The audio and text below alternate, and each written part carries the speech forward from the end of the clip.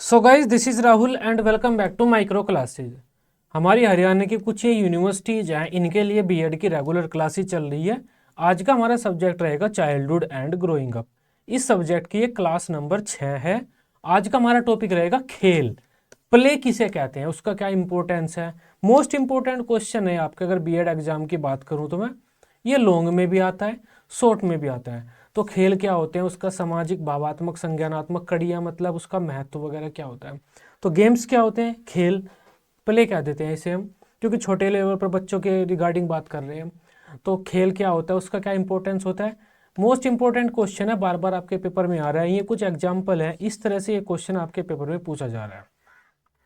बाकी जो बच्चे नोट्स की क्वेरी कर रहे हैं, 9528219270 इस नंबर पर कॉन्टैक्ट कीजिए। जो भी आपकी यूनिवर्सिटी रहती है उसके अकॉर्डिंग आपको नोट्स प्रोवाइड करा दिए जाएंगे। चलो अपने टॉपिक की तरफ बढ़ते हैं, जो कि हमारा खेल, प्ले कहते हैं इसे हम। तो खेल क्या होता है एक्चुअल में, जब हम छोटे थे हम भी खेल खेलते थे। तो बच्चे आपस में ग्रुप बनाकर छोटे मोटे खेल खेलते रहते हैं, जैसे ये झूला झूलना, रस्सी कूदना, भागना दौड़ना, इस तरह से ग्लाइड स्लाइड करते रहते हैं हम, या फिर छुपम छुपाई, छोटे छोटे खेल खेलते रहते हैं, उसे हम प्ले कह देते हैं। तो ये होता क्या है, ये खेल किसे आप खेल कहेंगे। ऐसी कोई भी नियमबद्ध एक्टिविटी, ऐसी कोई भी संगठित व नियमबद्ध प्रक्रिया जो मनोरंजन के उद्देश्य से खेली जाती है और उसके परिणामों से कोई प्रभाव नहीं पड़ता, खेल कहलाती है। मान लेते हैं कुछ बच्चे हैं छोटे छोटे से, वे कोई एक्टिविटी कर रहे हैं, उस एक्टिविटी के द्वारा उनका मनोरंजन हो रहा है। मनोरंजन से मतलब उन्हें खुशी मिल रही है, आंतरिक मन को शांति मिल रही है, तनाव से मुक्ति मिल रही है उन्हें। मनोरंजन इसे तो बोलते हैं, आंतरिक खुशी मिलने को मनोरंजन बोलते हैं। तो कुछ बच्चे हैं, वे आपस में ग्रुप में कोई एक्टिविटी कर रहे हैं जिससे उनका मनोरंजन हो रहा है, और उस एक्टिविटी में कौन हारता है या कौन जीतता है उस बात से कोई फर्क नहीं पड़ता, बस वे मनोरंजन करने के उद्देश्य से ही उस एक्टिविटी को कर रहे हैं, तो उसे हम खेल कहेंगे। जैसे अगर हम रस्सा कूदते हैं ग्रुप में, तो कौन ज़्यादा रस्सा कूदता है, प्रभाव नहीं पड़ेगा उससे। जब हमारा जो खेल है ख़त्म हो जाएगा, जिसने कूदा ठीक, जिसने सबसे कम कूदा कोई बात नहीं, अगले दिन आएंगे, अगले दिन से अगली प्रक्रिया हमारी शुरू हो जाएगी नेक्स्ट डे से।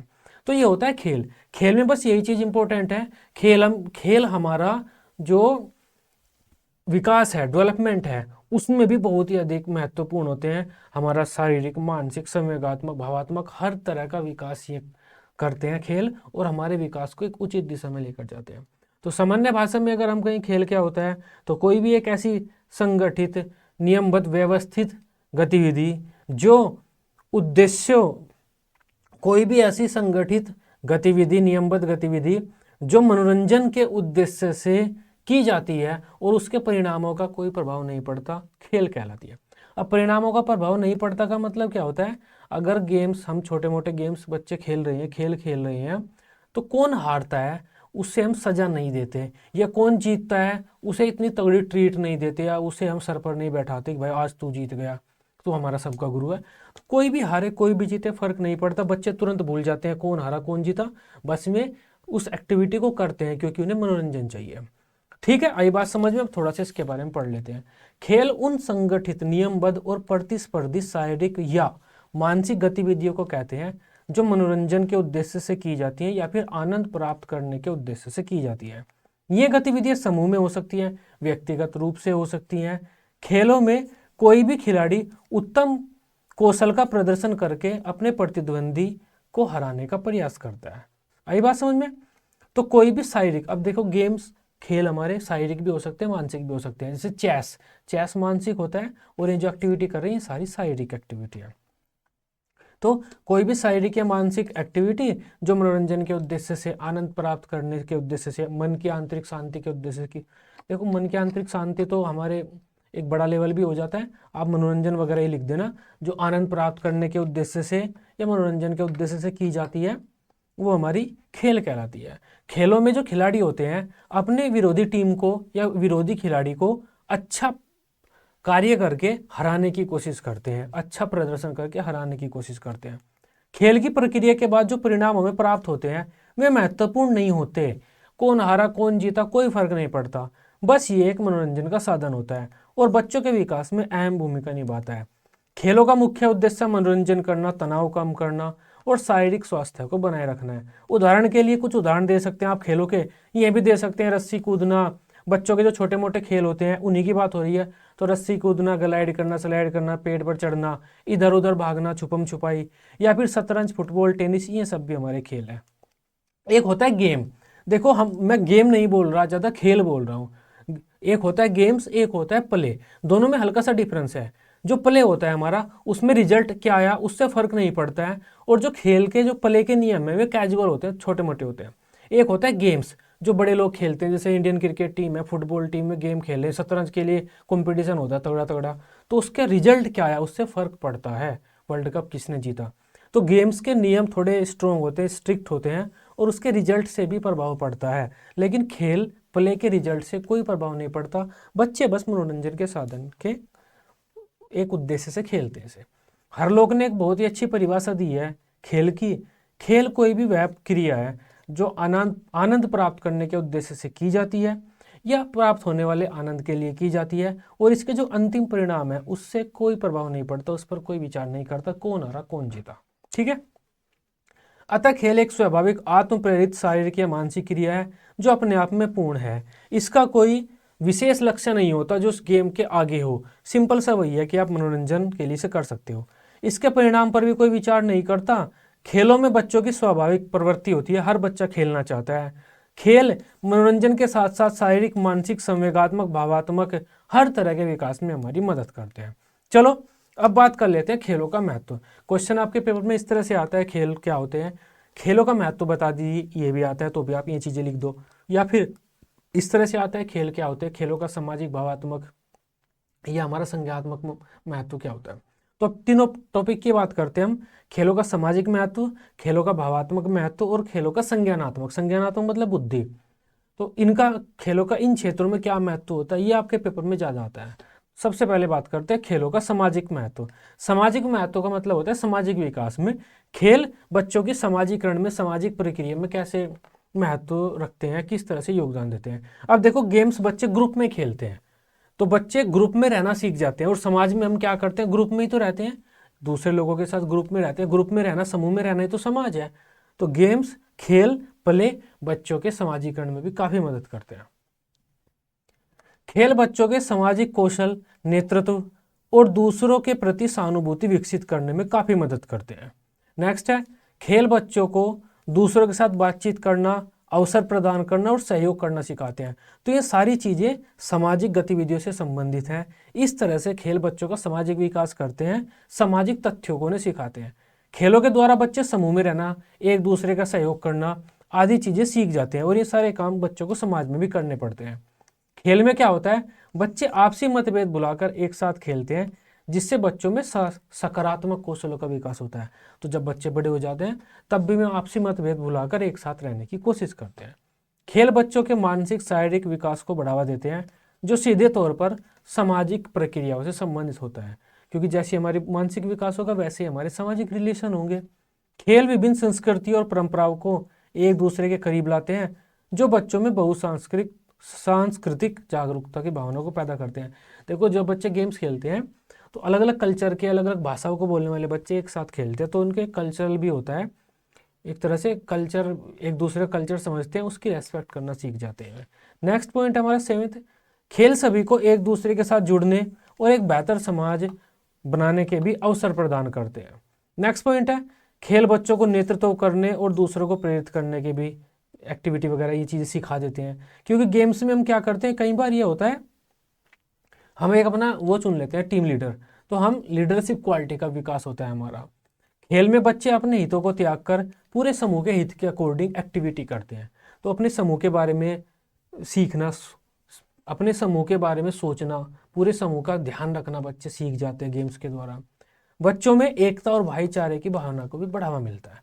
तो ये थे हमारे प्ले के, खेल के सामाजिक महत्व कि सामाजिक जीवन में खेल हमारे किस प्रकार सहायक सिद्ध हो सकते हैं। अब भावात्मक महत्व की बात कर लेते हैं। भावात्मक मतलब होता है इमोशंस, हमारे जो इमोशंस हैं, रोना, हंसना, दुखी होना, एक तरह से दूसरों से ईर्ष्या करना।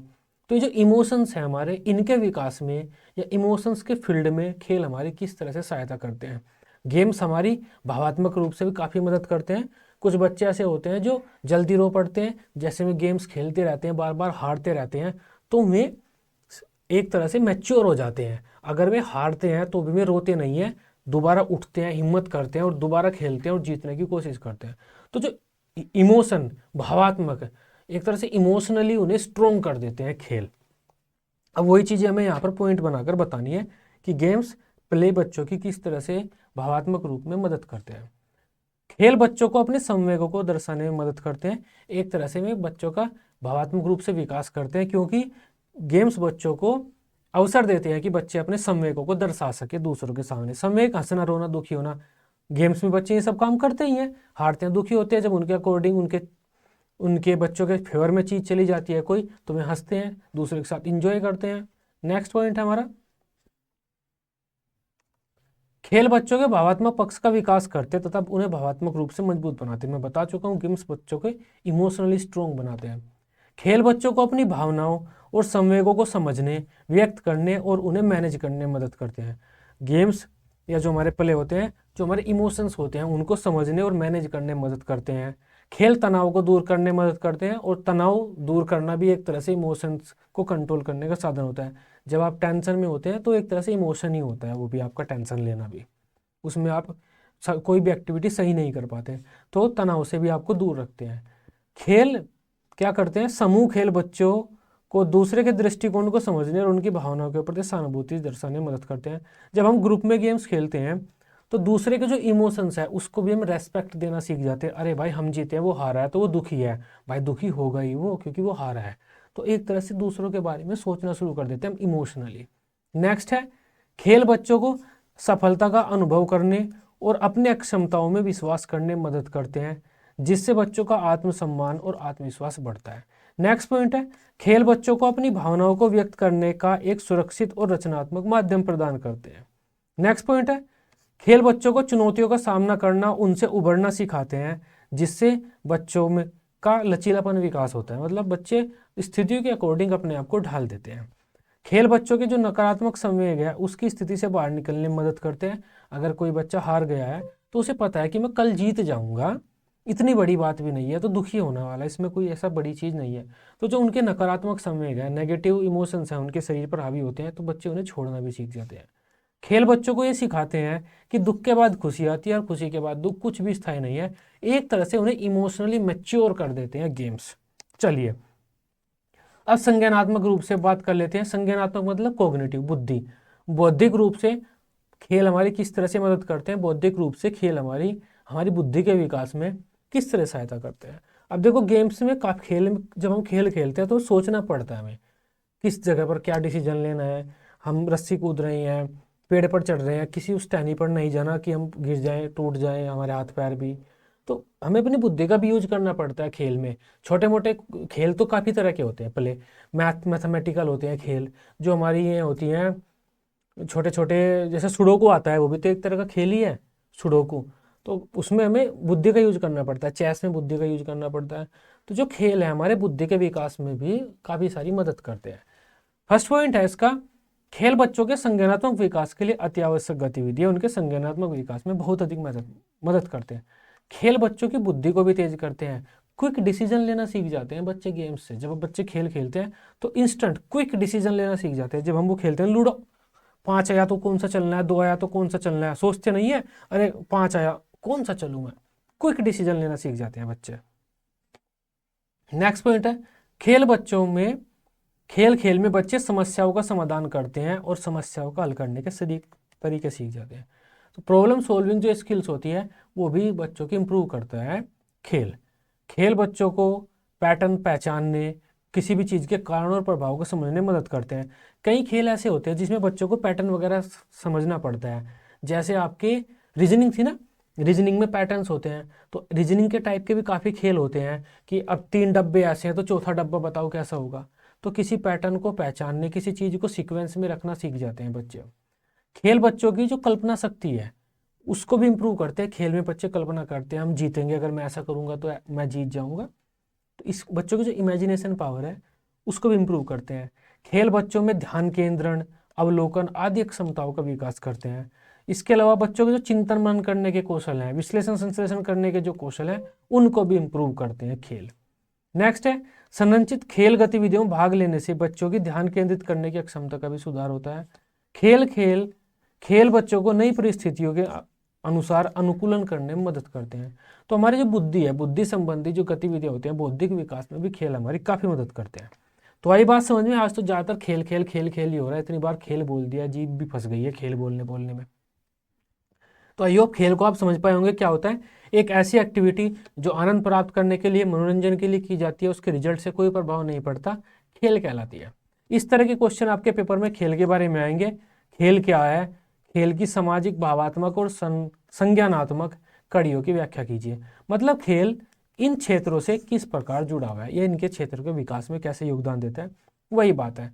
खेल का अर्थ बताओ, खेलों के सामाजिक और संवेगात्मक विकास के बारे में अपने बिंदु रखिए, अपने विचार रखिए। इस तरह से क्वेश्चन आपके पेपर में आता है, या फिर शॉर्ट क्वेश्चन में आएगा कि खेलों पर टिप्पणी लिख दीजिए। ठीक है। बाकी जो बच्चे नोट्स वगैरह लेना चाहते हैं, क्लासेस तो हमारी कॉमन चल रही है हर सब्जेक्ट की, हर यूनिवर्सिटी की, लेकिन आप नोट्स लेना चाहते हैं तो आपको पर्टिकुलर आपकी यूनिवर्सिटी के लिए स्पेशल नोट्स मिल जाएंगे। 9528219270 ये आपका नंबर है, इस नंबर पर व्हाट्सएप पर मैसेज भेजिए, आपको आपके नोट्स प्रोवाइड करा दिए जाएंगे। आई होप आप इस टॉपिक को अच्छे से समझ पाए होंगे। वीडियो अच्छी लगी हो, आप इसे अपने दोस्तों के साथ ग्रुप्स वगैरह में शेयर कर सकते हैं। बीएड की इसी तरह से सभी सब्जेक्ट की डेली रेगुलर क्लासेस लेने के लिए आप इस चैनल को सब्सक्राइब कर सकते हैं। Till then, bye bye, take care.